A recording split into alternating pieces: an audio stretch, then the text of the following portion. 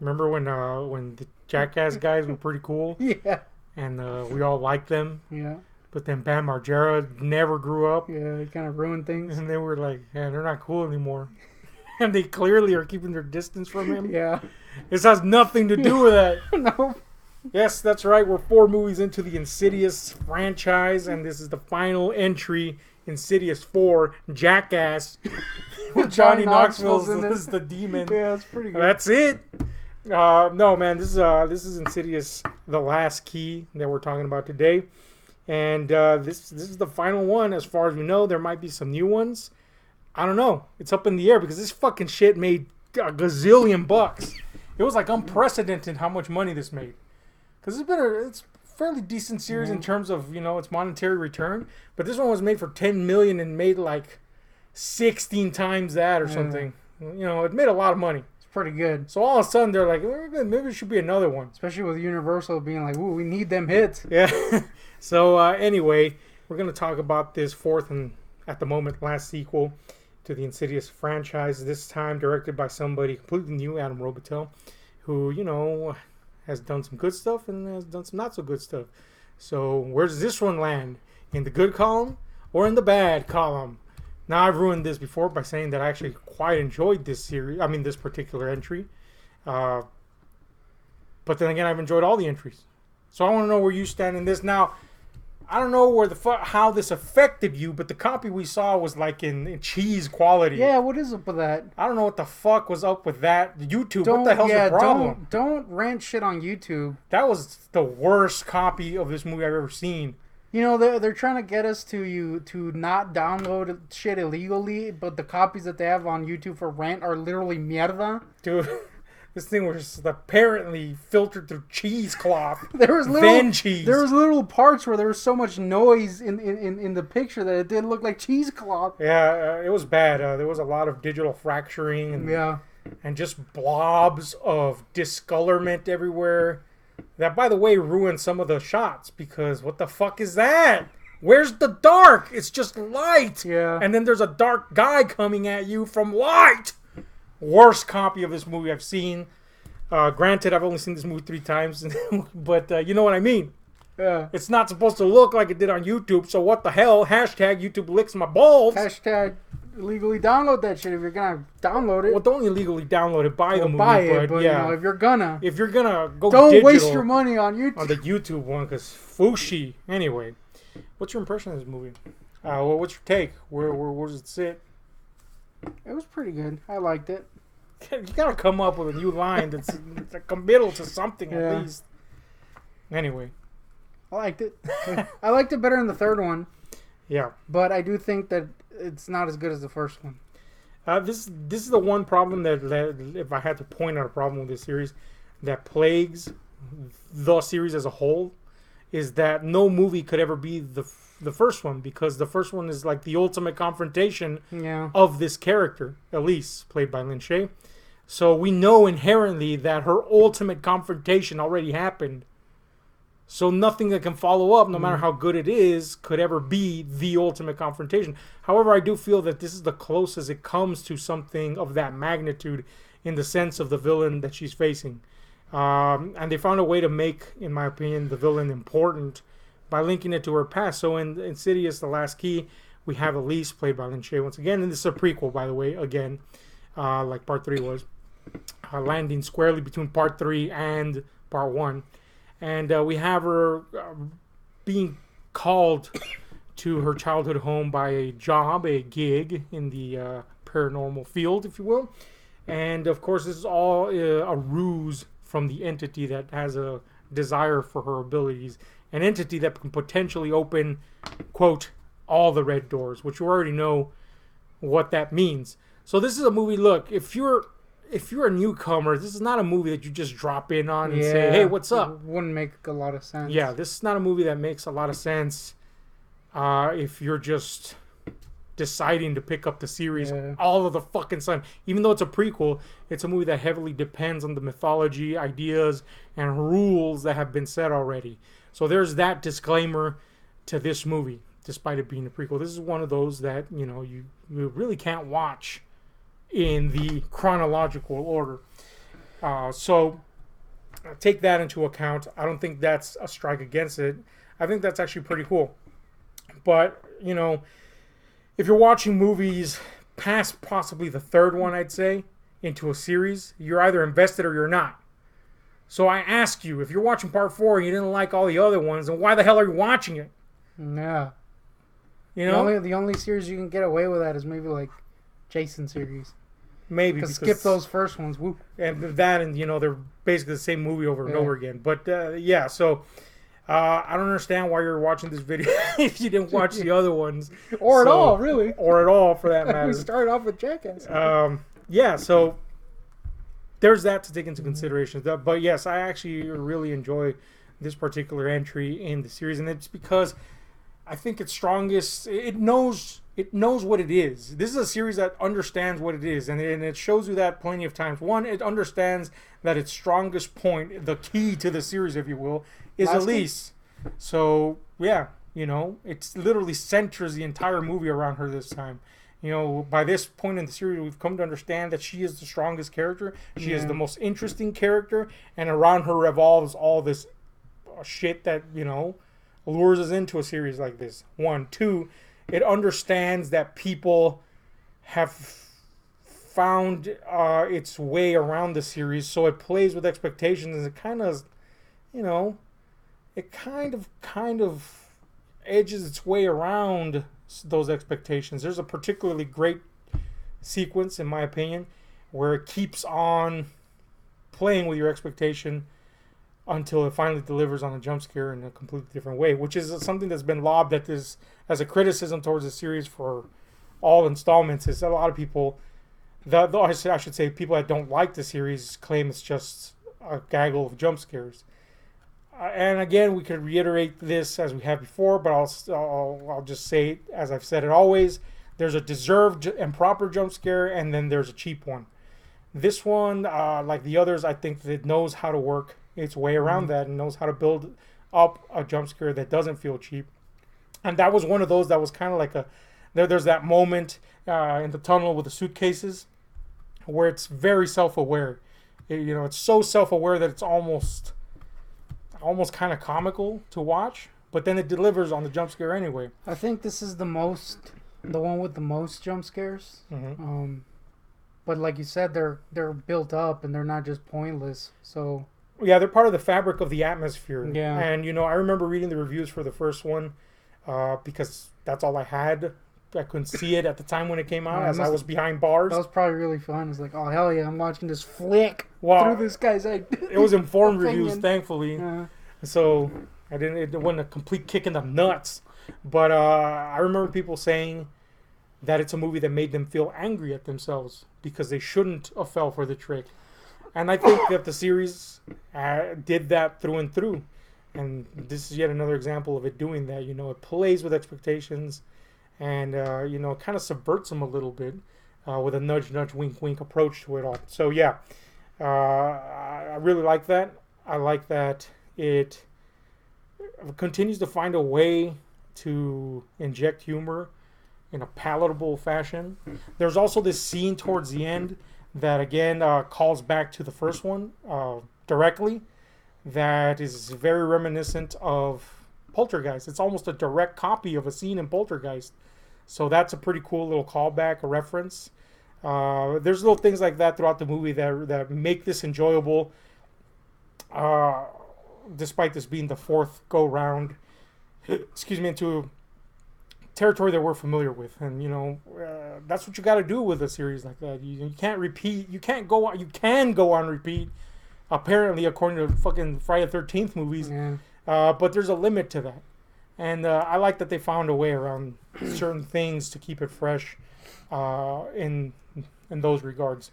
I also like that they kind of, at the end of this movie, with introducing the characters of Elise's niece, they kind of found a way to continue the series should Lin Shaye not decide to come back, or if they need to, God forbid she passes or something like that. There's always that other way to continue the series. And they established enough of a character rapport between them and Elise's partners in crime, Specs and Tucker, for that to be a viable option to continue the series, should that be a thing. So that was pretty cool, man. All those elements I really enjoyed. Give me something you enjoyed or hated. I think, like I said, do think that this is the one with the most scares. Mm-hmm. As in, literally, there's a lot of ghouls going, eh. Only cool, not like that. But I think at this point in the series, that actually kind of felt a little fresh. Because, we had seen the more slow burn in the first two movies, and then the sometimes not effective burn in the third one. So this one, it kind of felt, it was cool because it was kind of a quicker pace to the scares. There was a lot more scares in there, Mm-hmm. but they were effective and they felt different enough so that it's not, just the same thing again. And while still keeping the feeling of the series, so that's cool. I also think the ghoul was pretty cool looking. Yeah, the villain in this is... the concept alone is pretty interesting. Yeah. The idea of there being a demon in the further that can feasibly unleash all the other demons is a pretty cool concept. And I think you'll agree with me here that visually it's a fucking awesome creature. It's pretty cool. Possibly the best in the series, I'd say, in terms of how it looks. It kind of looks like a Scary Stories villain. Yeah. Just put into film. So hopefully the the movie can updo that. The actual Scary Stories movie can undo that or outdo that. You know what I meant. It was pretty cool looking. He does kind of look facially, just look like a metal head. Like a what? Like a metal head. Oh man, that dude is on some meth or something. But it was a pretty cool looking demon, and it had that cool scene in the beginning with the hand coming out. That was cool. It had some pretty creepy moments. This film. So yeah, I like it. And yes, just the fact that you don't have to deal with like kind of crappy side characters like the third one, and it's just all in all the time. It's pretty cool. Yeah. So yeah, and then that also leads to this other pro that I have for this movie. This ties off a lot of stuff. So if this was the final movie, this is a satisfactory finish in terms of a lot of the elements in play with Elisa's character. The only hanging Chad is something that you asked me about. Yeah. And I said, sorta, back when we watched part 2, is the ending of part 2. But really, the ending of part 2 just suggests that they continue working, and Elisa's just a ghost now. But it is kind of a hanging Chad that's not addressed. But, it is what it is. This is a prequel after all, so I guess they didn't have to address it, though it would have been nice, really nice. But other than that, I also think the tie to the lipstick face demon is way better in this one than the third one. The third one just kind of left us going, what? Yeah, that was weird. It was kind of tacked on in the third one. This one made more sense. Yeah, and actually leads directly into the events of it. And unfortunately, again, in this cheese copy that we saw... Hell yeah. It's not good, man. Let's just say you need to have a good HD copy of the movie. Not YouTube. And your blacks on your TV be set right. Because if it's not, this is going to be horrible looking at times. I don't know what the fuck, YouTube. The hell was that? Yeah, and I've had that problem before with couple other movies we've rented. Remember The Keep was bad, and we just thought that was just how the movie looked. But maybe I'm thinking now, maybe it was just the YouTube version. Yeah, it's not. It wasn't a great transfer, but I can tell you that I've seen it, of course, theatrically and otherwise in a non-shit digital version, and it looks fantastic. And those moments are not ruined by anomalous blobs of weird pseudo lighting. Yeah. So I don't know what was up with that. So yeah, but hats off to the director who managed to keep the vibe and the atmosphere and the look of the film intact. And of course, we have Lee Wannell coming back and writing the thing, so we know that in terms of the mythos of the stories, it's gonna fit in there relatively well. So that's a cool little nugget right there. Is there anything you overtly didn't like in this movie, or maybe just didn't dig on? Not really.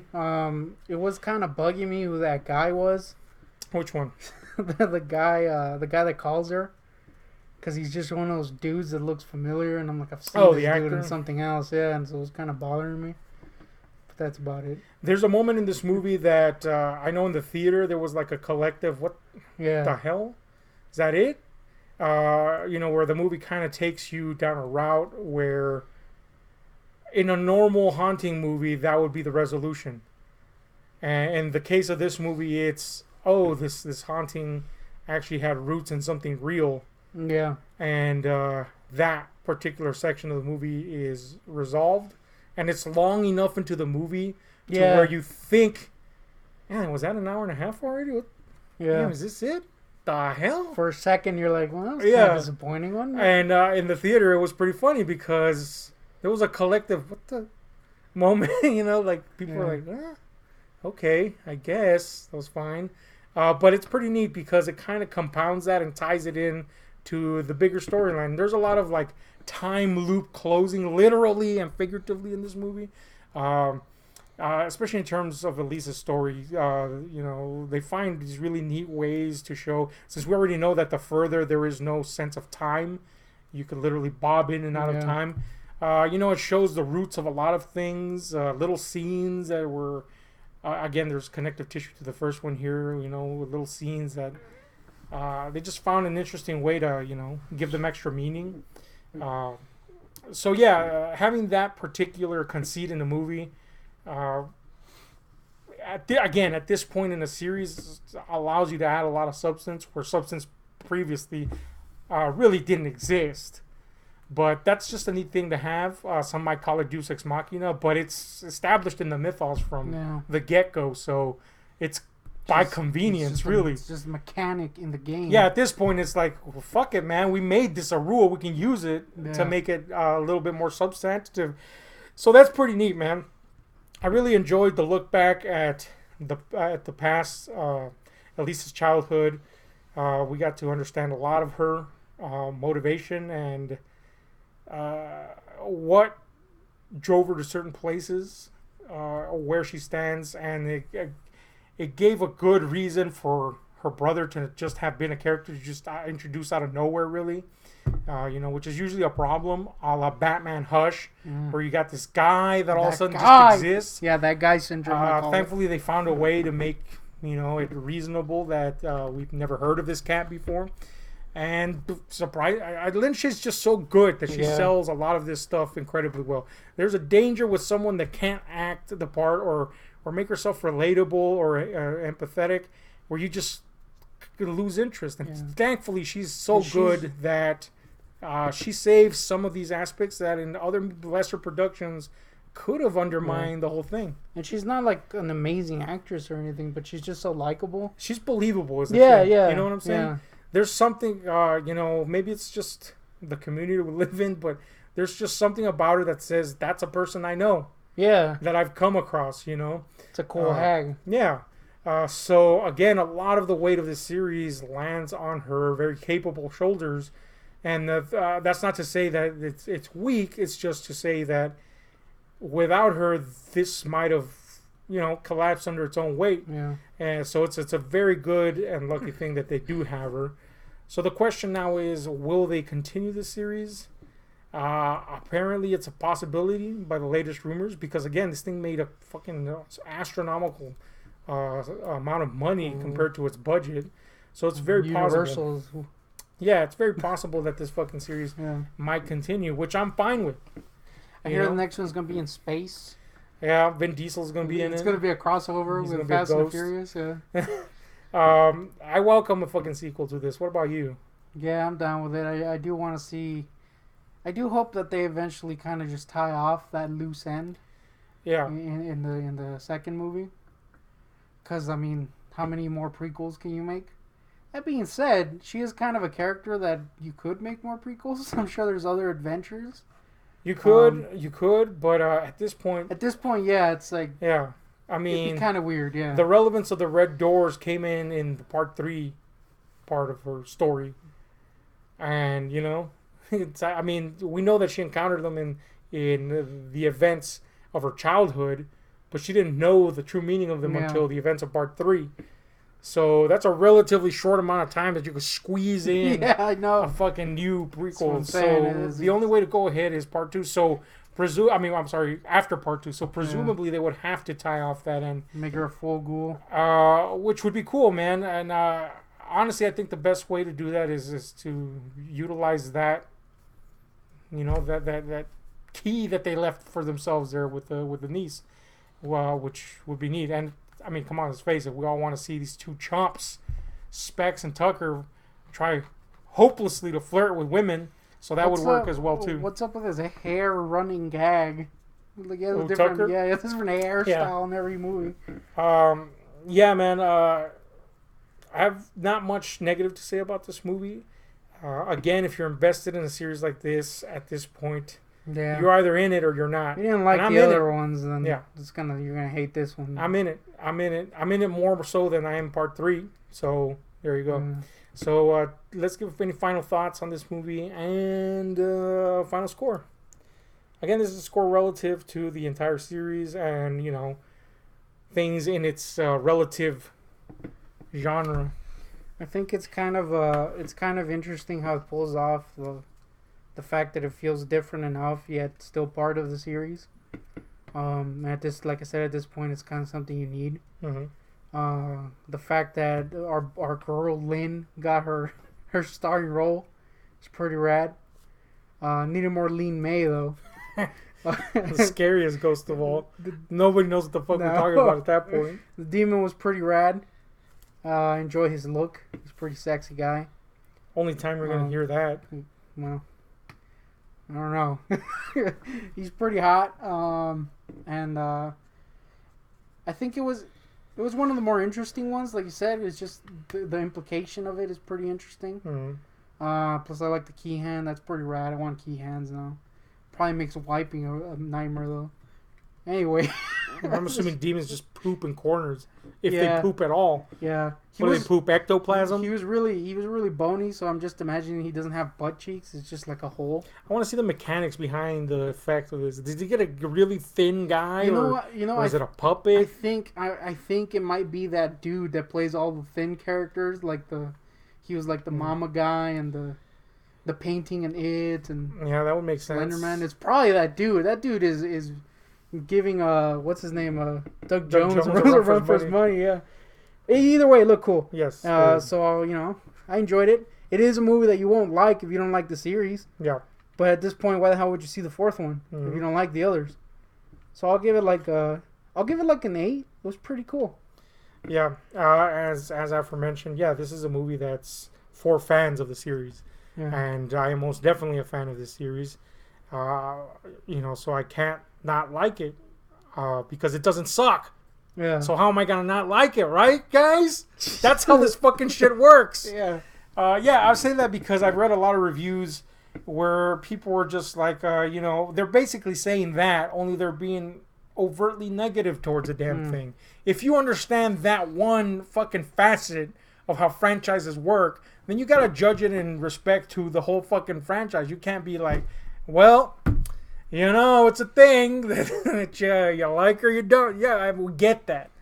Now, just tell me, how do you like that as a fan or a not fan of it? Yeah. That's what we want from a fucking review of a franchise fucking film. So as a fan of this franchise, is this a good entry in the franchise? Fuck yes, it's a good entry. Far better than the third one, which I actually enjoyed.